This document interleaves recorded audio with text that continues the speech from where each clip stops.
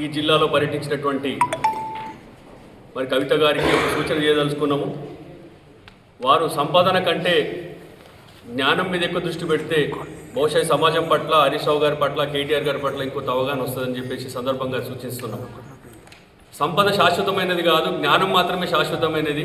వారు పూర్తిగా ఈరోజు మాట్లాడిన మాటలు వారి అజ్ఞానానికి, వారి యొక్క అవివేకానికి నిదర్శనంగా భావిస్తూ ఉన్నాం.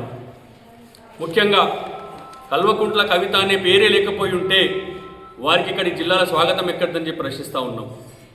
మరీ ముఖ్యంగా ఎక్కడికి పోయినా, ఏ జిల్లాకు పోయినప్పటికీ కూడా తెలంగాణ ఉద్యమంలో మరి సబ్బండ వర్గాలను ఏకం చేసే ప్రక్రియలో భాగంగా కేసీఆర్ గారితో పాటు పదవి లేకపోయినా సరే నా కార్యకర్తలాగా ఉంటాను, పదవితో నాకు సంబంధం లేదు, నా ఊపిరి చివరి వరకు కూడా కేసీఆర్ గారికి సేవకుడిగా శిష్యుడిలాగా మాత్రం ఉంటానని చెప్పినటువంటి మరి హరీష్ అన్న లాంటి ఆకాశమంతటి మనిషి మీద ఈరోజు వారు విమర్శలు చేయడము ఆకాశాన్ని చూసి ఉమ్మేసుకున్నట్టుగా భావిస్తూ ఉన్నాం.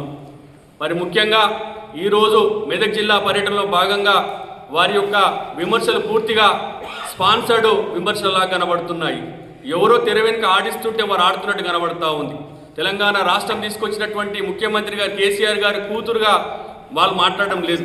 ఈరోజు ఈ రాష్ట్రంలో ముఖ్యమంత్రి రేవంత్ రెడ్డి గారు ఈరోజు వారు మాట్లాడుగా భావిస్తూ ఉన్నాం. అక్కడ రేవంత్ రెడ్డి గారు కేటీఆర్ గారిని, హరీష్ రావు గారిని విమర్శిస్తున్నారు. అదే కుటుంబం నుంచి వచ్చినటువంటి కవిత గారు కూడా ఈరోజు హరీష్ రావు గారిని, కేటీఆర్ గారిని విమర్శిస్తున్నారు. దీన్ని బట్టి అర్థమైన విషయం ఏంటంటే ఇది పూర్తిగా స్పాన్సర్ కార్యక్రమం లాగా భావిస్తూ ఉన్నాం.